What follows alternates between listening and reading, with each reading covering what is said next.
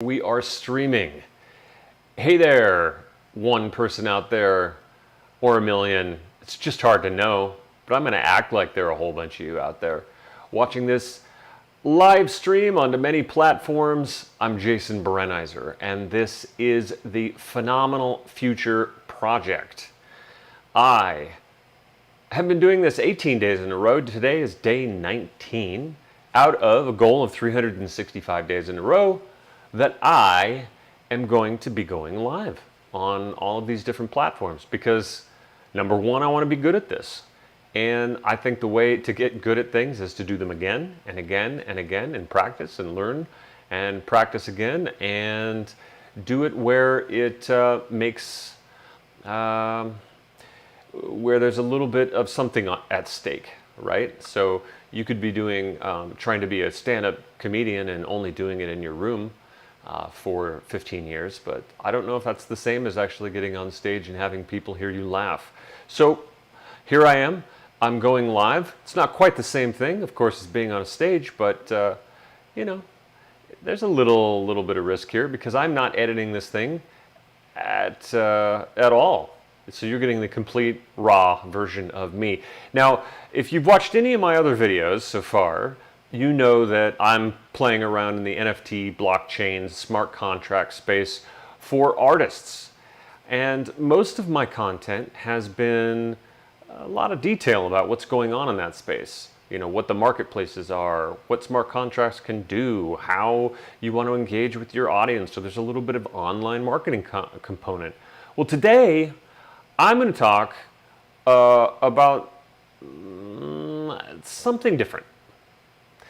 I wanted to just tell you a little bit of a story of something that occurred in my past because right now, of course, I'm making a transition into new stuff and that can be daunting. It can be scary. A lot of fear comes up and have to push boundaries and learn new things and you know, I'm not a spring chicken anymore. So I was trying to remind myself of the past of when things were going well, and there was a time where I was producing a movie, an independent film, and one of the locations that we wanted, it was one of the best locations in the area that we were shooting, was a very specific mountain pass.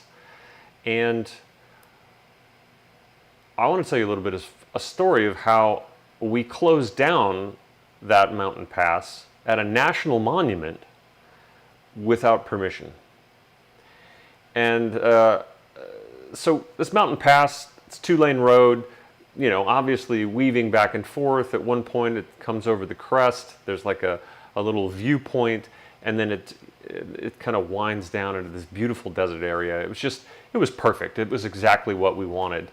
And it was my job to be able to secure locations like this, one of my jobs, in pre-production, and be able to get all of this stuff lined up so that we could have a shooting schedule that we could meet. And you know what it's like, project planning. Well, movies are very much the same as any project, just a lot more time crunch usually.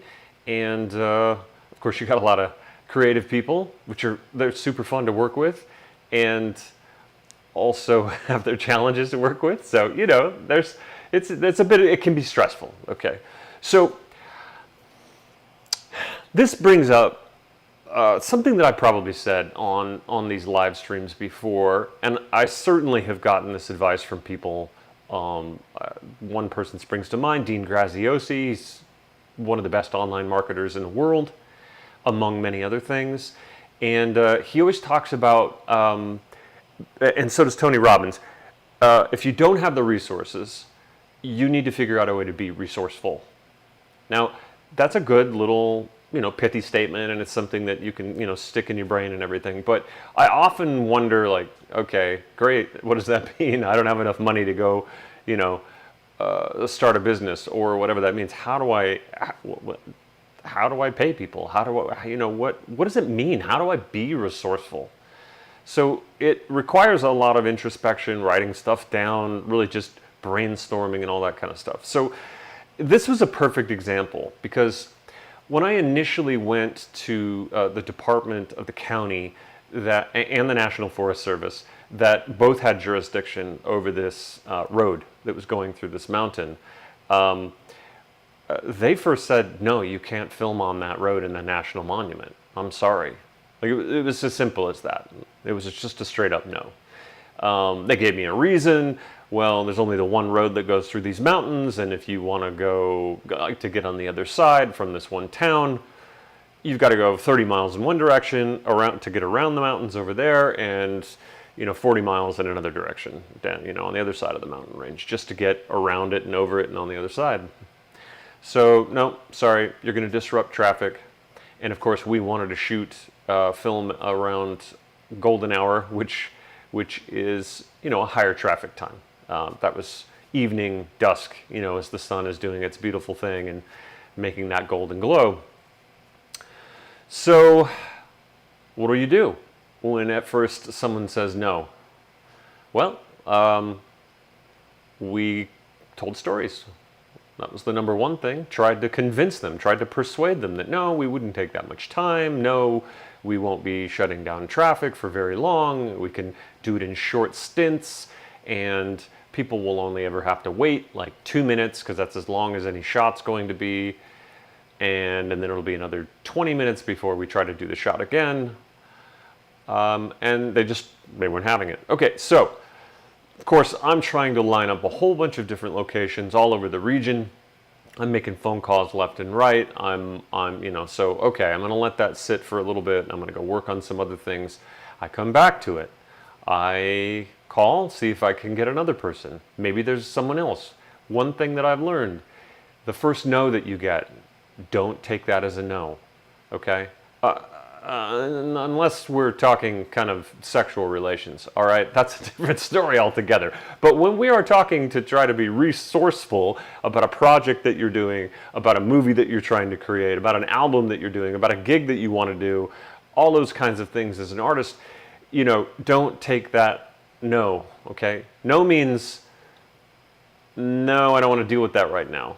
No, I don't want to make that decision because then I'm responsible and I don't want that kind of weight on my shoulders. There's a lot of reasons behind that no that have nothing to do with the reasons that they first tell you. They're going to give you the rules. And I learned that perseverance will get you a long way. You can wear people down. Also, you may also need to find the person that actually has the not necessarily the responsibility, but the authority to be able to actually give a yes. So oftentimes the no means no, and now you're going to need to ask for the next level. Well, who else can I talk to in the department? Who else has dealt with movie productions in the past? Is there another entity that has jurisdiction over this type of thing? So at this point, I was making lots of phone calls and trying to talk to different people. I mean, I would call while someone I knew was on their lunch hour so that I could get somebody else, okay? That's being resourceful. It's also just being tenacious and trying to get something to happen. Now, I also felt very uncomfortable doing this. I'm a reasonable guy. I don't want to put people out. I don't want to make them feel uncomfortable. I want to be liked. There are all kinds of things that go into my psychology that I was rubbing up against, right? Making me feel uncomfortable. So one of the things for me to do to be resourceful was, how much money is on the line if we don't get this production done, okay? What if we get an inferior location and it just, the one thing that was supposed to be this big iconic scene in the movie towards the end of the film, like, that's got to be good, right? What if everything's great and then the movie falls off the edge of a cliff because somehow it's just subpar? Like, had to think of that. Think about all the people that are putting their time and effort and energy, and I would be letting them down, the people on the team, like these people close to me in this group trying to all make this thing together. So I had to also get my mind wrapped around all of that so that, thinking about, well, what's really going to be, like, sometimes things don't get done if you don't break the rules. The rules are there to keep everybody safe, to keep society moving smoothly. But sometimes you have, break eggs to make an omelet, cliches, right? But those cliches actually mean something, or they wouldn't have stuck for so long. So there's that. Now, I eventually got a hold of someone in a different department in this area, this entity that had jurisdiction over this one road. Now, strangely enough, I call up, I talk to this guy.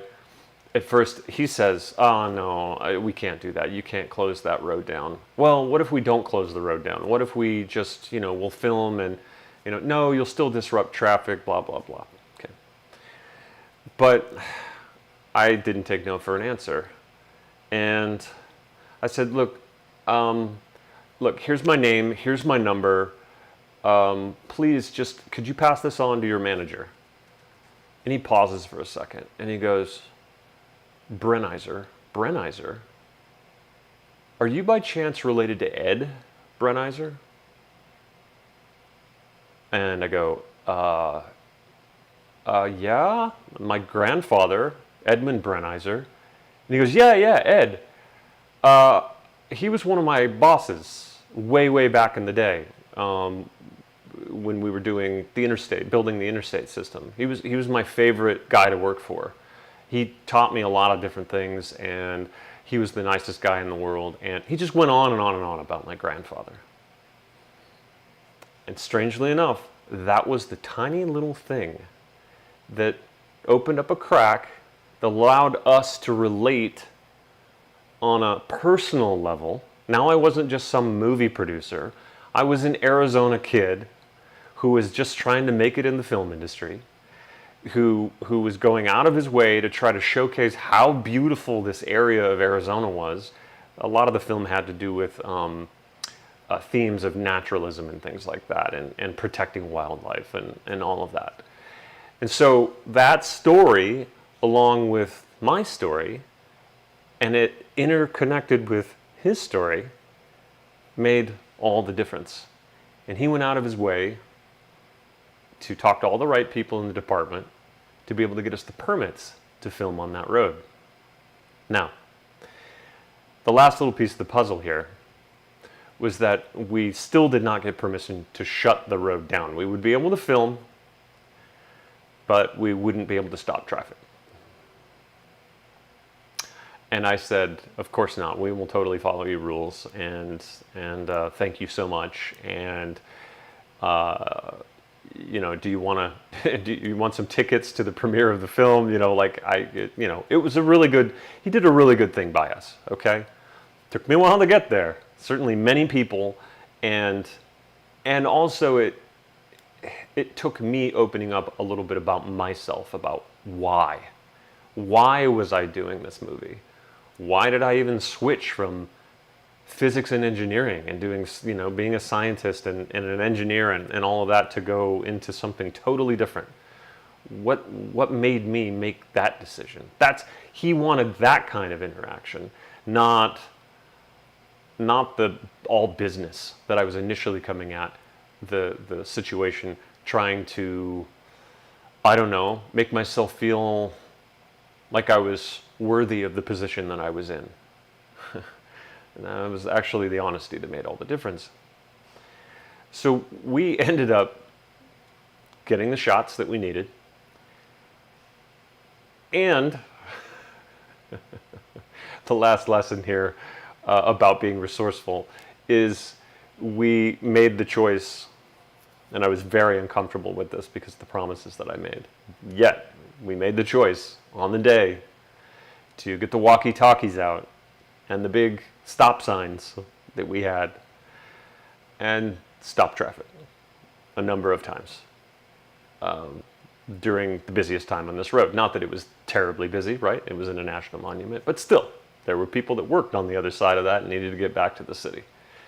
So the lesson there, and I'm sure you've heard this before, ask for forgiveness and not permission. Well, we asked for permission initially, but in the end, we knew we might have to ask for forgiveness.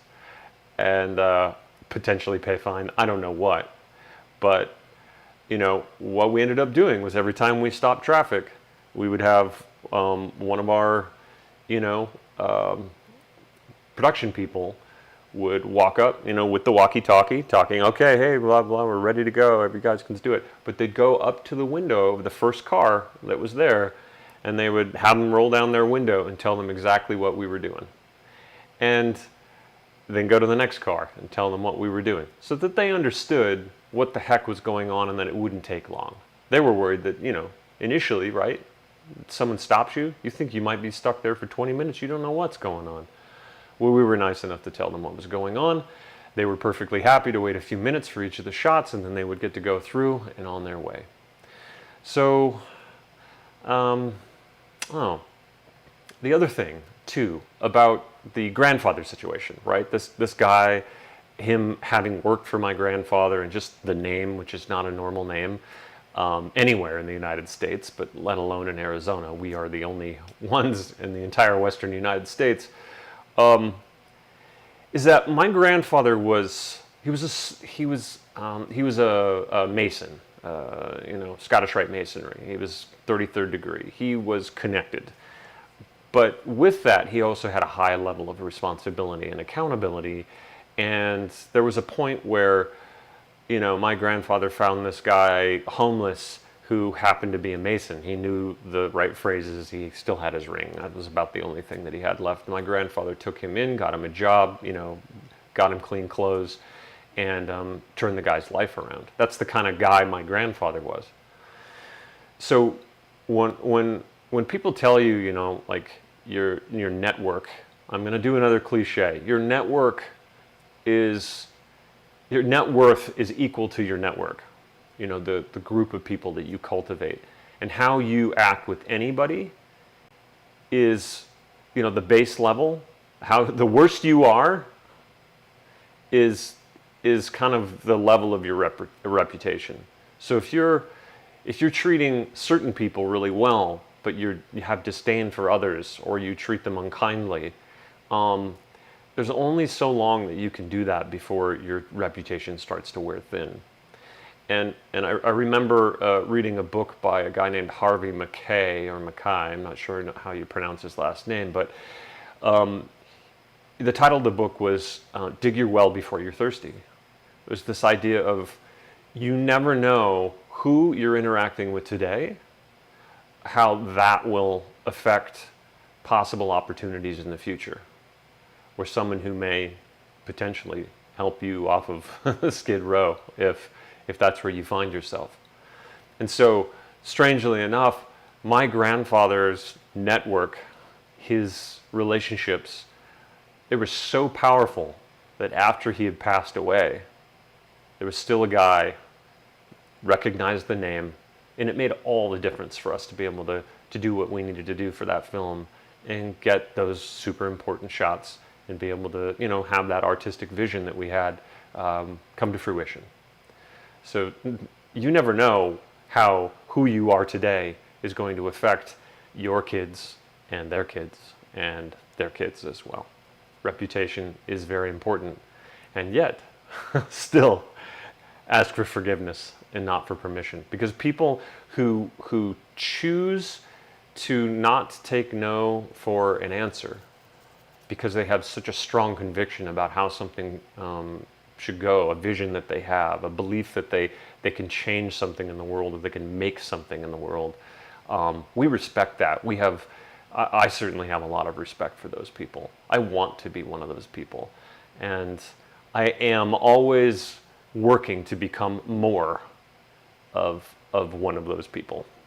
So those are my lessons for today. A little story about how difficult making art can be, and how we need to go beyond our comfort zones to really reach that vision, because no one's going to hand it to us on a plate, and most people are just not going to take the risk of saying yes. We need to give them reasons that aren't just logical. We need to go for the emotions and be real people. Learn something about them, they can learn something about us, and hearts open up that way. So that's what I've got for today. Thank you for watching the Phenomenal Future Project live stream number 19. I'm Jason Brenizer. I also do have the Phenomenal Future podcast coming out soon. And yeah, let's all work together to make a phenomenal future in all the artistic endeavors that we believe can happen if we only just put enough energy in that and believe. That's it for today. Adios from Texas.